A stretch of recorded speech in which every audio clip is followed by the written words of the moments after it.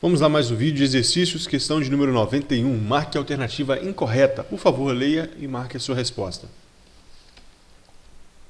Nosso gabarito é a letra D. Não se pode exonerar servidor estável para reduzir despesas. Vamos ver as corretas primeiro. Letra A.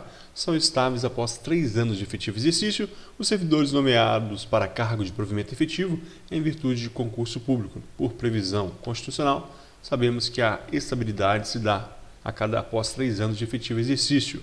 B. Os funcionários das pessoas jurídicas de direito privado não gozam da estabilidade na carreira. Verdade. Funcionário de empresa pública, sociedade de economia mista, apesar de concurso público, não tem estabilidade. Letra C. Os requisitos para a estabilidade estão como requisitos para a estabilidade estão a prévia aprovação em concurso público. Verdade. 3 anos de efetivo exercício, já falamos, e avaliação de desempenho como novidade.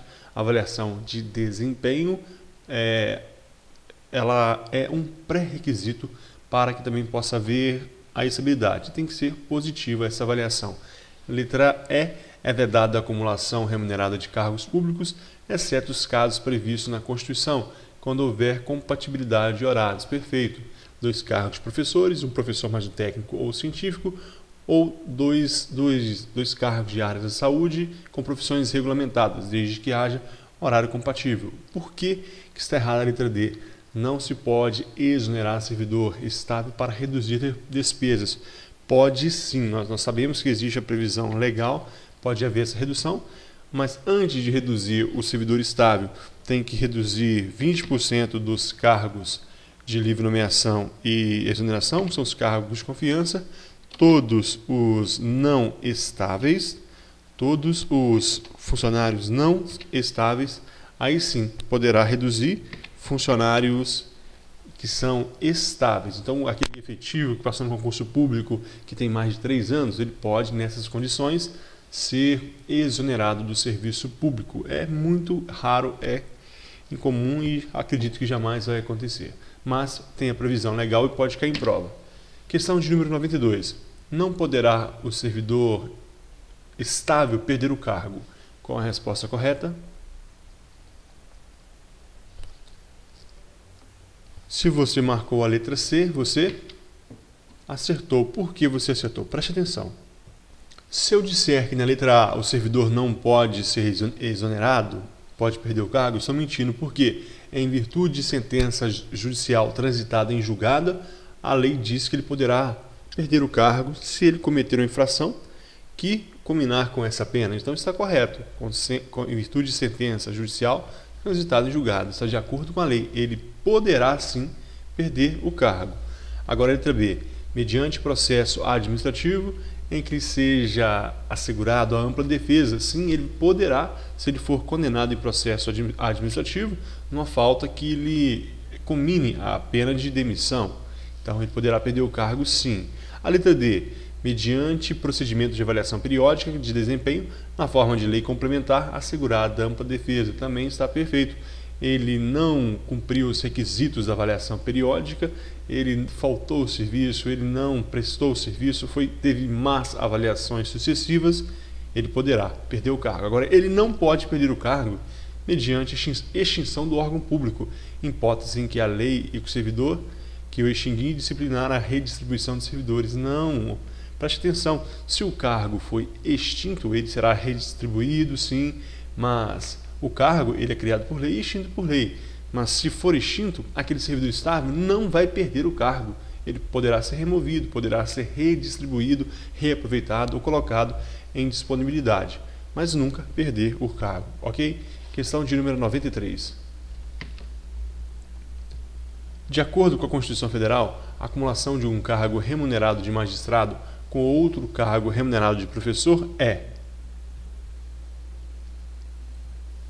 Já marcou sua resposta, portanto o gabarito é a letra C. Essa acumulação de cargo de magistrado com outro cargo de professor é permitida, observadas as normas constitucionais que disciplinam o teto da remuneração mensal dos servidores públicos e a compatibilidade de um horário. Portanto, um professor, um magistrado, imagine um desembargador que trabalha em um determinado estado. Ele ganha o quê? 90,25 inteiros ali do que ganha um ministro do STF. Ele pode acumular com o cargo de professor? Pode sim, desde que não alcance o teto, não ultrapasse aquele teto e desde que haja horário compatível. Portanto, a única correta é essa. É permitida observar as normas constitucionais que disciplinam o teto da remuneração mensal dos servidores públicos e compatibilidade de horário. Se você não entendeu, preste atenção, daqui a pouco nós teremos outras questões, nós vamos explicar isso. Questão 94. Em matéria de acumulação, nos termos da Lei 8.112, considere. Por favor, leia as alternativas e marque a sua resposta. O gabarito é a letra E. 1, 2 e 3 estão corretas. 1. A proibição de acumular estende-se a cargos, empregos e funções em autarquias, fundações públicas, empresas públicas, sociedade de economia mista, na União, do Estado, do Distrito Federal, dos territórios e dos municípios. Está completa, não está faltando nada. A administração direta e indireta de todos os entes da federação. Existe a proibição de acumular. Está na Constituição, está na Lei 8.112. 2. A acumulação de cargos, ainda que lícita, fica condicionada à comprovação de compatibilidade de horário. Verdade. Um médico pode acumular 2 cargos públicos? Sim, desde que haja horário compatível. 3.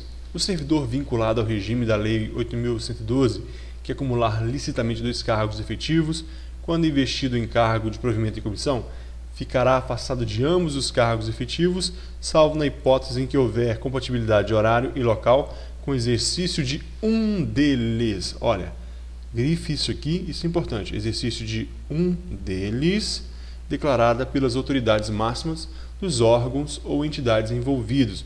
Portanto, o indivíduo ele tem 2 cargos públicos lícitos. Ele vai assumir um cargo em comissão. Com a regra, ele vai se afastar dos 2 e assumir o cargo em comissão. Salvo se ele puder, ao assumir aquele cargo, ter um horário compatível com um daqueles 2 cargos. Então, ele poderá acumular com um. Essa é a previsão legal. E mesmo assim, precisa de autorização dos órgãos, das autoridades máximas daqueles 2 órgãos envolvidos, nos órgãos ao qual ele pertence, ok? Então, está beleza? Um detalhe, pessoal, eu tenho aí vários, quase 20 vídeos da Lei 8.112. Portanto, nós não vamos fazer muitas questões sobre a Lei 8.112, porque nós temos o trabalho exclusivo. Ao final desse vídeo, eu vou deixar o link aí para você baixar, para você assistir todas as aulas da Lei 8.112/90. Questão 95. O servidor ocupante de cargo em comissão poderá ser nomeado para ter exercício interinamente em outro cargo de confiança, sem prejuízo das atribuições do que atualmente ocupa, durante o período da interinidade. Esse servidor? Resposta correta é a letra D. Deverá optar pela remuneração de um dos cargos. Cuidado, pessoal, com esse assunto de acumulação. Nós sabemos que o servidor pode acumular cargo interinamente. Então, anote se você não anotou ainda. Pode haver acumulação interina. O servidor ocupante de cargo em comissão poderá ser nomeado para ter exercício interinamente em outro cargo de confiança. Olha, em outro cargo, sem prejuízo das atribuições do que atualmente ocupa, ou seja, é praticamente uma acumulação. Durante o período da interinidade, o servidor ele deverá optar pela remuneração de que um dos cargos não será remunerado, não poderá haver a remuneração. Ele vai exercer ali as 2 funções, mas vai optar pela remuneração que mais for conveniente, ok? Questão de número 96. Ao servidor investido em mandato eletivo, a frase que completa está na letra E. Ao servidor investido em mandato eletivo federal, estadual ou distrital, ficará afastado do cargo. O servidor for investido em mandato eletivo. Vamos entender por que as outras estão erradas. O classista poderá ser removido ou distribuído de ofício para a localidade diversa. Mentira, ele não pode ser removido se ele exerce um mandato classista. Letra B. De vereador, havendo compatibilidade de horário, perceberá as vantagens do seu cargo com prejuízo da remuneração? Não, é sem prejuízo da remuneração do cargo efetivo. Aqui seria feriador e é um servidor público, tem horário compatível, vai acumular as duas remunerações. C, de prefeito, será afastado do cargo, não podendo optar pela remuneração. A parte final está errada, ele será afastado do cargo sim, mas poderá optar pela remuneração de um dos cargos. D, de vereador, não havendo compatibilidade de horário, será afastado do cargo, sendo obrigatória a remuneração do cargo eletivo. O que está errado na letra D é que a Constituição diz que, não havendo compatibilidade de horário, aplica a regra do prefeito. Ele pode sim optar pela remuneração do cargo. E a única correta, se o servidor investido em mandato eletivo federal, estadual ou distrital, ficará afastado do cargo. Nestes casos aqui, não poderá haver acumulação federal, estadual ou distrital. Presidente, senador, governador, deputado estadual ou distrital, etc. Questão de número 97. Com relação ao sistema remuneratório dos servidores públicos, assinale a opção correta. Gabarito é a letra C. A Constituição Federal determina que ministros de Estado, os membros do Ministério Público, os integrantes da Defensoria Pública e da Advocacia Pública, assim como servidores públicos policiais, entre outras categorias, serão obrigatoriamente remunerados por subsídios a serem pagos por parcela única. Pessoal, é uma questão que não é tão difícil porque nós já estudamos sobre ela. Nós falamos sobre o subsídio, que era parcela única, o todo, tudo incorporado. Nós estudamos que o membro de poder detentor de mandato eletivo, o ministro de Estado e os secretários estaduais, municipais serão remunerados exclusivamente por subsídio fixado em parcela única, vedado acréscimo de qualquer gratificação, adicional, abono, prêmio, verba de representação ou outra espécie remuneratória. Então, nós falamos sobre esse subsídio. E logo após nós mudamos de slide, vimos aqui chefe de executivo, vice, auxiliares, magistrados, Ministério Público, a Advocacia Geral da União, Defensoria Pública, toda a carreira de polícia. Então todos recebem por subsídio e está de acordo com a nossa questão. Por isso, gabarito letra C. Agora as outras questões, rapidamente. Letra A, vencimento é o somatório de várias parcelas indenizatórias? Não, o vencimento é aquele seco, sem qualquer vantagem. Letra B, a remuneração de servidores públicos somente poderá ser fixada por lei específica. A sua alteração só se dará por decreto de iniciativa do chefe do executivo da unidade da federação, assegurada a revisão geral anual, sempre na mesma data e sem distinção de índice. Na realidade, está errado é saber, porque o texto do artigo 3710 diz o seguinte: a remuneração dos servidores públicos e os subsídios de que trata o parágrafo 4º do artigo 39 somente poderão ser fixados ou alterados por lei específica. Fixados ou alterados por lei específica. Veja o que diz a questão, olha. E a sua alteração se dará por decreto de iniciativa do chefe do executivo da respectiva unidade da federação. Não. A alteração e a fixação se dará por lei específica. Por isso está errado. É artigo 3710 da Constituição Federal. E a letra D, o teto remuneratório dos servidores públicos nas esferas federal, estadual e municipal é o mesmo para todos os servidores e corresponde ao subsídio dos ministros do STF, estando vedado o estabelecimento de teto específicos. Errado!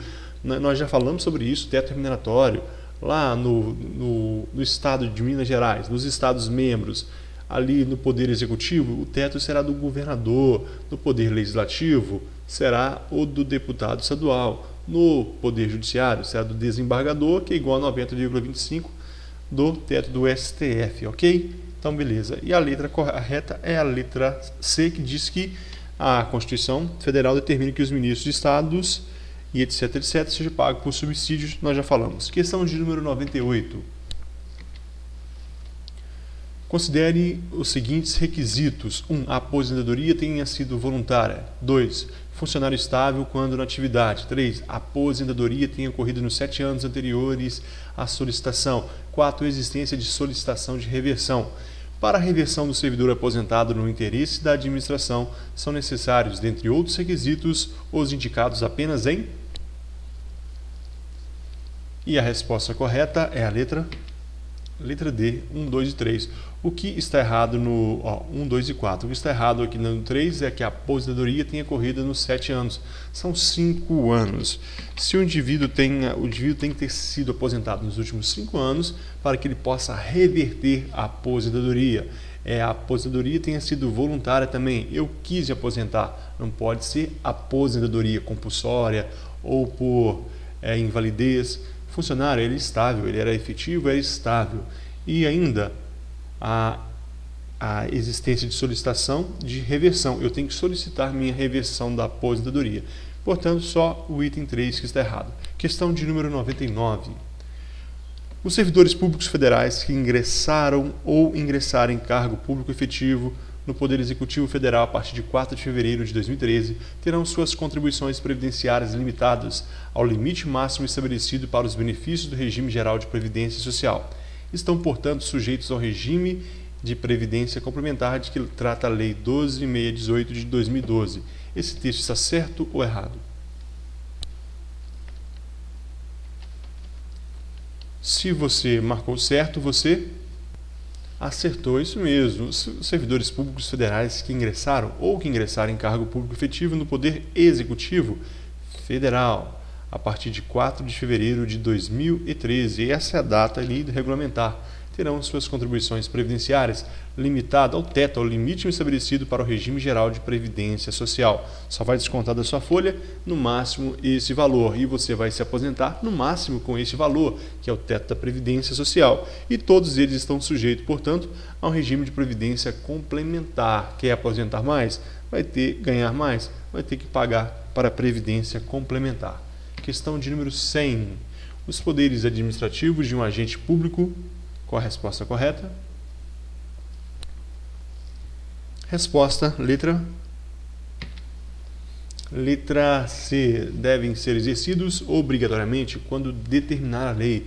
É o poder-dever de agir ou dever-poder de agir.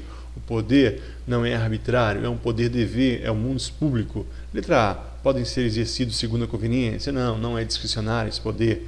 B. Podem ser aplicados sempre que os políticos assim determinarem? Não tem nada a ver. Letra D. Constitui um direito de agir? Não, um dever de agir. Letra E. Configura um imperativo moral a que todo cidadão está obrigado? Não, o poder-dever é da administração, é daqueles que representam. Eu aguardo você no próximo vídeo, que nós falaremos de agentes, questões de poderes da administração. É um assunto que mais cai em prova. Poderes da administração e atos administrativos. Nas 2 próximas aulas, nós vamos falar de poderes administrativos.